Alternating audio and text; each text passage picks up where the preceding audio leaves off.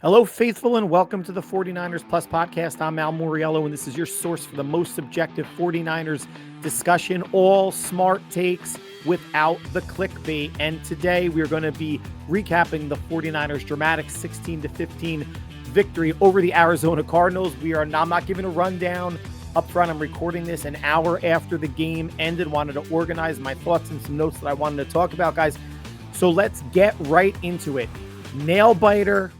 All three games, all three wins, all NFC wins, 2 of 3 being divisional wins, and the Niners find themselves alone atop the NFC West. Thank you, Philadelphia Eagles. I still hate you and your fans, but for knocking off the Rams and storming a furious comeback. Niners 3-0, everybody else 2-1. And listen, this game sorry if my voice is a little hoarse. I coached 2 flag football games before watching the Niners, yelling my brains out during that game as well.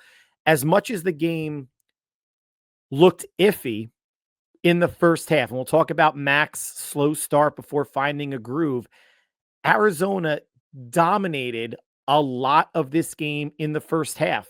But even though that happened, when the dust settles, obviously the Niners with the win, and you look at the stats for what they are, numbers on a page, total yards, 355 for 260 for San Francisco, first downs, 19-16 in favor of San Francisco. And then that's really where the good kind of turns. I mean, Mac Jones, if you want to say he outplayed Kyler Murray, at least from a yardage standpoint, he did. They both had a touchdown. Mac Jones had a potentially costly interception.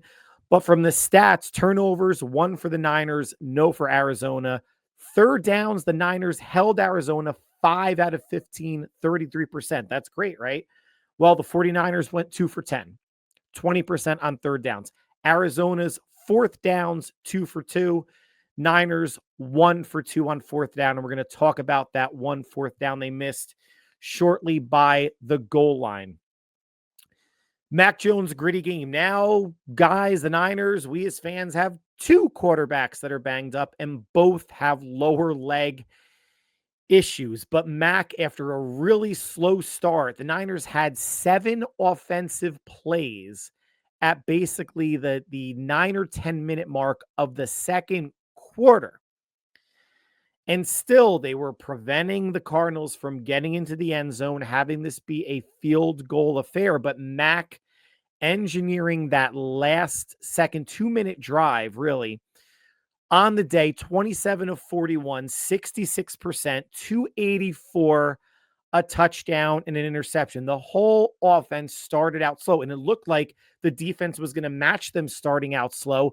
The Cardinals' first three offensive drives all went for double-digit plays, but only came away with 3 points. Mac slowly starting to develop a connection with Ricky Pearsall. Much was made in the offseason about the connection that Brock Purdy and Ricky Pearsall had. One of the reasons why I drafted Pearsall for one of my fantasy teams. And I have, I think, Christian McCaffrey on another fantasy team. But that connection wasn't so apparent. I think last week he went 4 for 107. This week, Ricky Pearsall went 8 for 117 on 11 targets. Now, there were times where it seemed like Mac was staring him down, like he was forcing the ball to Ricky. Completion or incompletion. And the bad one, the nearly backbreaker, was the pick on the deep in-breaking route, when just taking something shorter or a check down would have been better. Now, the big throw on fourth down that they converted on, the deep go route to Mac Jones, was a ballsy throw. The minute it left Mac's hand, throwing from the far hash down the sideline. Now, Ricky had a couple steps. Mac laid it in there beautifully. Ricky catches it basically on the top of his helmet, holds on to it through the ground for a completion. That was a ballsy throw. I didn't think they were going to do that. Now, he also had Kendrick. I think Bourne ran, a shallow out. Pearsall ran a go route. After the fact, you can say he made the right decision, but he also had Kendrick Bourne. I would have been a little bit more conservative there on fourth down, but you cannot argue with the result. And Mac throwing the ball 41 times, and I figured in last podcast that he was going to need to throw it over 30, probably over 35 times. The Cardinals came into this game giving up about 75 yards per game on the ground. The Niners almost reached that, 20 rushes as a team for 73 yards. That looks to be right now the strength of the Cardinals defense, and it needs to be, considering 4 of their top 5 cornerbacks, were out for this game. Now the Niners countered that with Ayuk being out, Jennings being out, Demarcus Robinson being out, Purdy being out, and George Kittle being out. So it was passing game. It was kind of, you want to call it weakness on weakness, when you have that many backup players on offense going up against that many backup players in the secondary.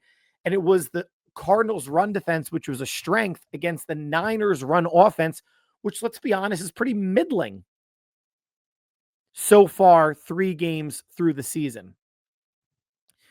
But if McCaffrey wasn't getting it through the ground, he was getting it through the air. So 140 all-purpose yards on the ground. McCaffrey went 17 for 52. Through the air, 10 for 88 on 15 targets. He and Ricky Pearsall combined for 26 targets, which, again, when you're missing all the offensive skill players that I mentioned, you're going to have to lean on these 2 players. And yes, that's a reason why Mac Jones forced the ball to Ricky Pearsall. Marquez Valdez-Scantling, hey, with a catch. Good for you. Sky Moore, last drive with a reception. I think Kendrick Bourne had 4. Tonjes had a couple. I don't think Luke Farrell got on the stat sheet. So the spreading it around wasn't there until the last drive. And that was really Tonjes getting a quick hike by Mac Jones and a quick throw to Tonjes down the seam for a first down. And then Sky Moore came back. I don't know if it was another first down or, a decent 7, 8, 9-yard pickup. Mac Jones, gritty, hurt his knee on the drive where they did not get it on 4th down. I'm going to go over that in a few minutes. Jersey was ripped in the first half. Gritty game for Mac. And you saw the relief on his face, the happiness when he's hugging fellow quarterback Adrian Martinez after Eddie Pinheiro kicks the game-winning field goal. He left it all out on the field. I'm not saying Mac Jones is going to turn into a folk hero in San Francisco, but to get 2 wins from your backup quarterback, who has been a starter in this league, made his 51st start today against the Cardinals, seasoned. And listen, we have no idea how the rest of this season is going to shake out, how many more games that Mac Jones is going to start. But if the Niners, I would love Mac Jones to be the backup next year. You're seeing with this team how important having backups at every position is. And they're not the deepest team in the world by any means. But to have depth at quarterback when just the injury bug, every year is going to hit the Niners. And Nick Bosa, banged up. We're going to talk about him in a few minutes too. Left the game. Mykel Williams, banged up, left the game, but did return. To have a quasi-security blanket at quarterback is great, but then you could also see if teams need a quarterback in the offseason, Mac Jones showing grit, throwing for about 280 a game in these 2 games, 4 touchdowns, 1 interception, 2 victories, leading his team down the field under 2 minutes to go for the win. There could be a team out there in the offseason that may want to make a trade with San Francisco for Mac Jones. It's just a matter of, will the Niners do it? Now, we've talked about offense. Let's give Robert Saleh some flowers, man. This is the Robert Saleh difference, especially over someone like Nick Sorensen. Now, there are additional bodies in. There's Upton Stout. There's Marquis Siegel. There's Jason Pinnock at safety. There's Mykel Williams, Alfred Collins, Bryce Huff, CJ West. There's players that are making plays, but Robert Saleh is putting them in such a better situation, understanding situational football to make plays. Yes, the Cardinals had some drops. DeMercado out of the backfield that could have been a walking touchdown, right? Marvin Harrison Jr. had a drop, which would have been a big game. Niners had some drops too, right? That's just part of the game. But the defense, for the most part, I mean, you're talking about, again, I've said it at the outset, 260 total yards. Yeah, the Cardinals went for over 100, rushing. 28 for 106. So not quite 4 yards a carry, say 3.7, 3.8. But Kyler Murray, 159 yards passing, 1 touchdown, 6 runs for 37 yards. That's basically been Kyler's average the last 2 games. And I said it last podcast. I said, if they can keep him to 5 rushes for 35 yards, say 7 yards a clip, that's a win. 6 for 37, that's a win. 6 yards per carry. Bryce Huff had the only sack, but you can say that it was a big one because it was at the end of the half where the Cardinals, with 13 seconds left, were starting out on the 35, trying to get the ball in field goal range for their kicker. Huff, with the pressure and the sack, basically ended that drive in the half. So the closers have closed out the first 2 games in the fourth quarter, and Bryce Huff, getting the only sack of the game, closed out the first half for San Francisco. The pass rush, you saw what they wanted to do, and they actually did it. They kept Kyler Murray in the pocket. The one time, might have been in the first or second quarter, you had Bosa and Michael Williams. I think Bosa was on the outside, Michael on the inside, ran a stunt. Bosa came inside. Michael didn't get as far outside. That was the one time Kyler broke the pocket and contained for one of his biggest, I think his biggest rush of the game went for 11 yards. But otherwise, from quarter 2 to quarter 4, you saw, Connor, it felt like he was running wild first quarter into the second quarter. And then they showed a stat where he had like 10 yards rushing. I'm like, are we watching the same game here? It felt like Connor was grinding out the yards, but that wasn't the case. But from quarter 2 to 4, they put a clamp down. And obviously, James Conner getting hurt. Hopefully it's not a season-ending type of thing. Looked bad when we saw it. But again, no one's going to cry for Arizona. I hope it's not season-ending. We're not crying for Arizona with all the injuries that San Francisco had. They lost Conner. Niners lost Bosa and CJ West for the game. And hopefully not, at least for Bosa, hopefully it's not more than maybe a week or 2. Defense, end of the game, fourth quarter, almost had a safety. Guys, it wasn't a safety. If you were watching the game, you heard the refs say it on the telecast. It was not a safety. Just like throwing, a forward pass, it's the inverse of this. If you are a quarterback and some part of you is behind the line of scrimmage, that's fine. For a safety, the ball has to be out of the end zone, and the ball was clearly out of the end zone. It wasn't a safety, but it was a get off the field moment, which was fantastic. Defense got the stop there, and then they got the stop on the next drive that they had to have, milking the clock. And it was big that Shanahan did not take that, a final timeout. So they saved it on the offensive side, which was what he was hoping for. But Upton Stout covering Zay Jones on a crossing pattern, trailing, fighting, even though he's 5'8", 5'8.5", long wingspan, or longer wingspan than you would imagine for his size, fighting with Zay Jones through the ground, incomplete pass. Cardinals had to punt. Niners take it downfield. We're going to talk about, actually, let's talk about punt returns now. The punt before the final punt. Why is Sky Moore or any punt returner in this goddamn league fielding a punt, fair catch or otherwise, inside the 10? I've said it on previous podcasts, and it pissed me the fuck off because it led to the safety. Now, Sky Moore didn't hold in the end zone. It was Dominic Pooney. Yeah, but if Sky Moore let the ball go, and he's got to have field awareness. You could look down at some point to see where you are. Maybe he's not doing that as much, but what's the difference between him fielding it at the 5 or if it bounces out at the 1 or 2? There is no difference to me. Chances are the ball's going to bounce forward. Now, again, there could be top backspin on it. It could dive. It could go forward. It could go backwards. It could go left. It can go right. 2 of them are good, into the end zone or forward upfield. 2 of them are bad, but how bad are they if they bounce left or right? Again, what's the difference between fielding at the 5 or it going out of bounds at the 4, 3, 2, or 1? We've seen how many times, Niners or other games that you watch, punt return units are a bunch of schmucks. You got assholes sliding into the end zone, people that can't field a punt, people that lose where the ball is. Go with that. Stop fielding fucking punts inside the 10.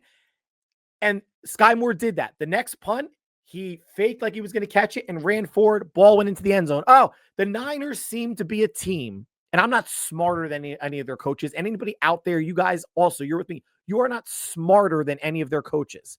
The Niners seem to adapt slowly to things. They need to see something fuck up before they actually correct it. But Brian Boyer, get your fat ass next to Sky Moore and say, listen, from now on, and Sky Moore had a decent game. He had a reception, had a decent punt return, had a good kick return too. Stop fielding the fucking ball inside the 10. And it's not just Sky Moore. It's Isaac Guerrero also. Last game against the Saints, every fucking time a ball is kicked into the end zone, a kick return, down the fucking ball. Guerrero did not do that last game. And yeah, I'm Italian. Pothead was yelling a lot during my flag games, coaching my kids, not cursing, of course, but, yelling. But then again, I am coaching all boys who don't listen for shit. And I have this wild fantasy that coaching girls would be so much easier because at least they would listen because boys don't. So I'm a little, thank God the Niners got the win because I'd be yelling even and cursing even more. But still objective, right? Still thinking, stop fielding punts inside the 10. Do not take any kick return out of the end zone unless there is that kick return is the last play of the half or the last play of the game and you are down or it's tied. Then go ahead, try to win the game. Otherwise, use your fucking heads. And it starts with Brent Boyer as a coach. Use your fucking head. To quote Tom Hanks from A League of Their Own. What is that? That's that ball of shit that's 3 feet above your head or whatever he said. Smart, guys. Let's play smart a little bit. Now, let's transition to goal line offense. Getting down there first, I understand why you go for it, right? Because you're backing up a team. They're going to have them go 99 yards, et cetera, et cetera. But at the same time, points are at a premium.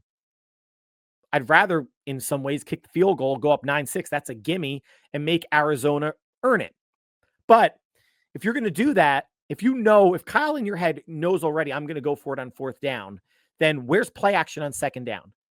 If you know that that the Cardinals secondary is a mess and the strength is the run defense, and they're probably going to key on Christian McCaffrey, where is the play action like you did the next drive when you got down there to juice? Maybe because Mac couldn't move, but if you did some sort of a quick play action and a throw to a tight end or receiver kind of coming behind the defense, there's ways that you could still mask Mac's injury. And yes, he could not get out. You saw the replay if you're watching. He couldn't get out on that. It wasn't really a toss, but a sweep to the right that they wanted McCaffrey to run. Jones is diving to get it to him because his, I guess whatever was going on with his knee or ankle. I guess it was his knee, right? He was wearing the brace. My bad. But you could still run play action off that if you're inside the 5. How about bringing in your bigger back? I know Christian McCaffrey's a great player, right?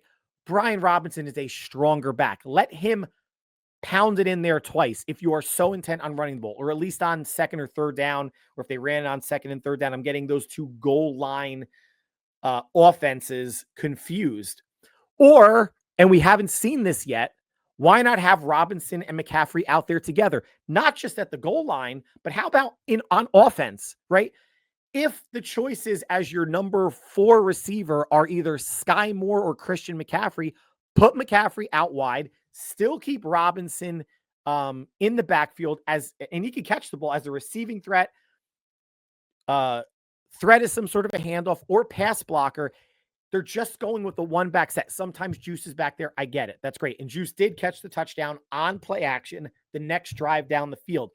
When are we going to start seeing some 2 back sets? Now, this week you get Demarcus Robinson back from the 3-game suspension. That's going to help the offense. Hopefully, Juwan Jennings is healthy. And if that happens, that's going to help the offense also. But from an offensive wizard who got enamored with Deebo Samuel, sweeps, bubble screens, Deebo lining up in the backfield, which wore out its welcome 2 years ago, and he still kept doing it last year. Where is the creativity with the 2 running backs you traded for?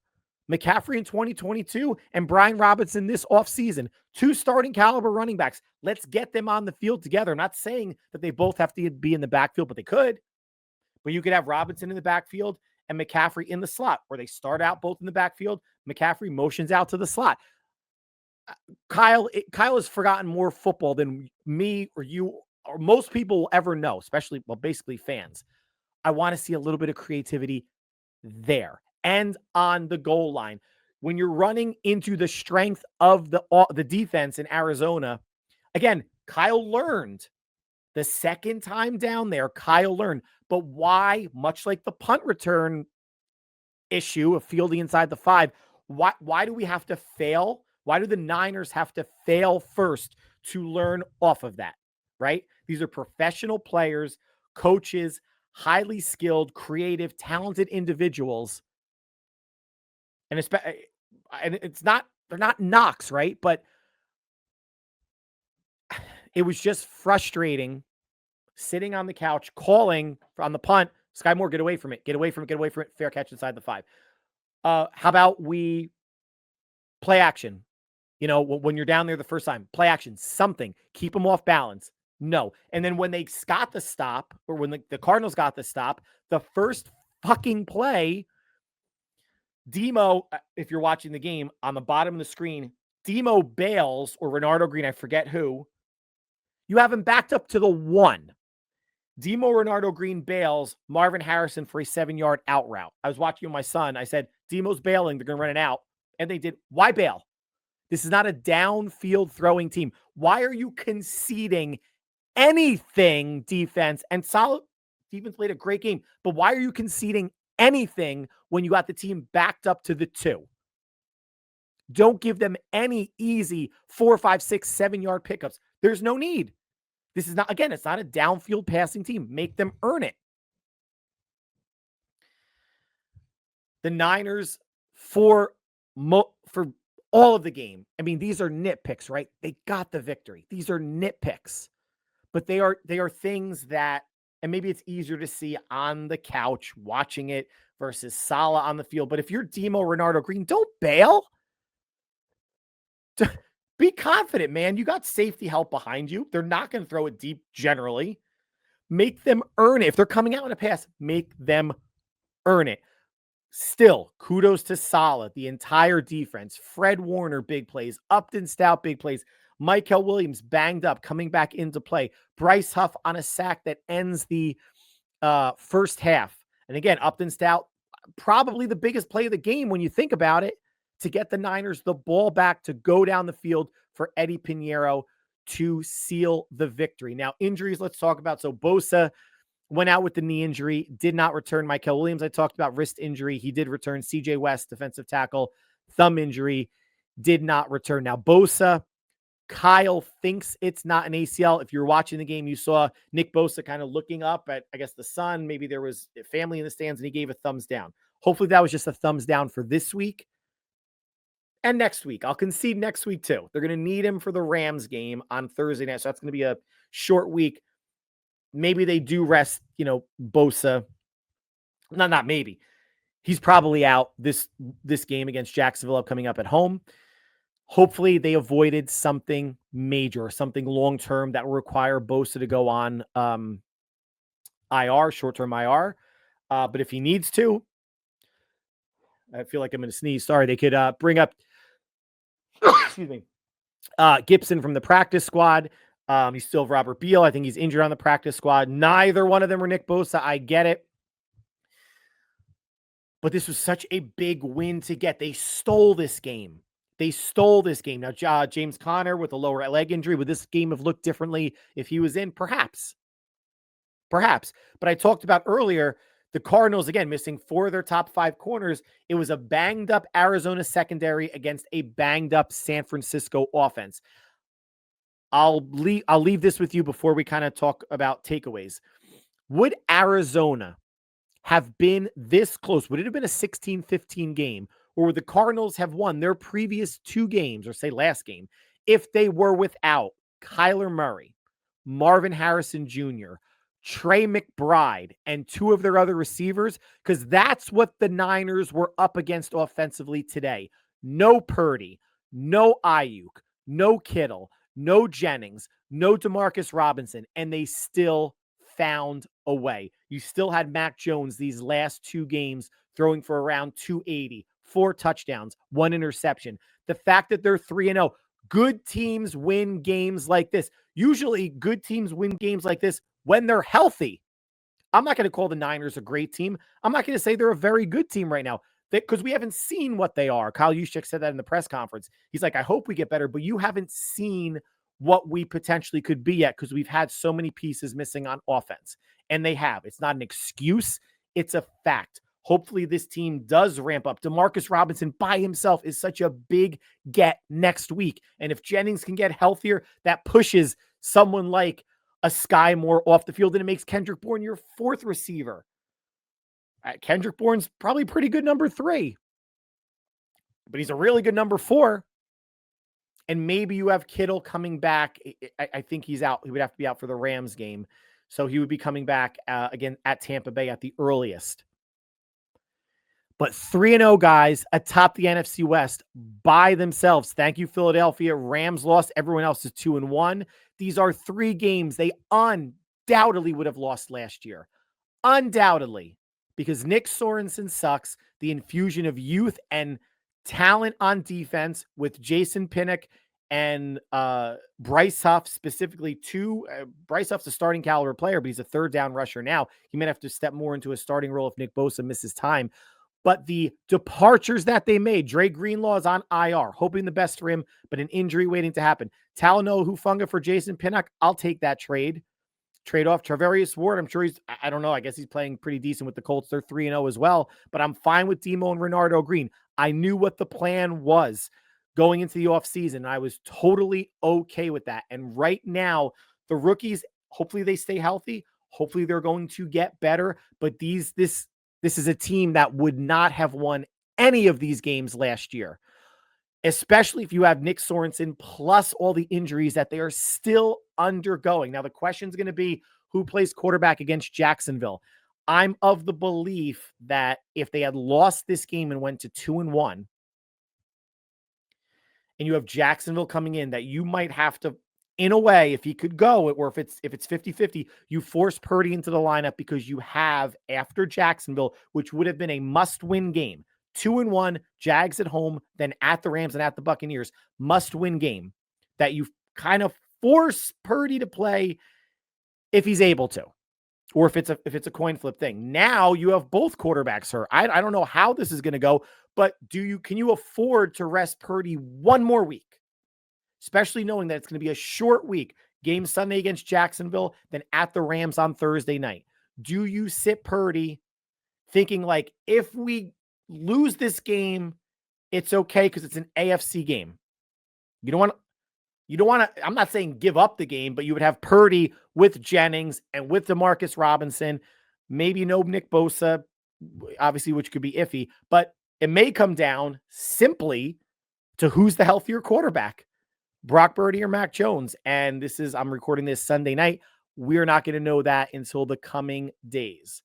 But it's a victory Sunday. It's a victory whenever you are listening to this. 3-0, Niners by themselves atop the NFC West. The NFC West stole this game. Stole it. And that's okay. They've had so many games stolen from them last year.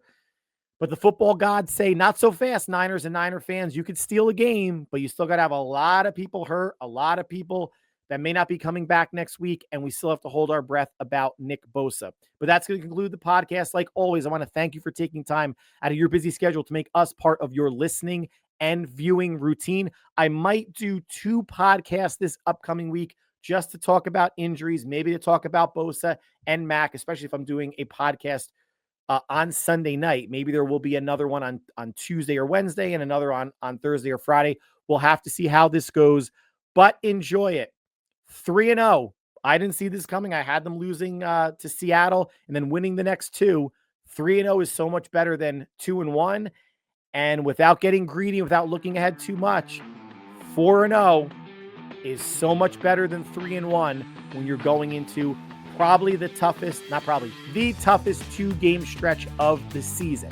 If you can get both of those, my God, then we can start talking about playoffs and whatever.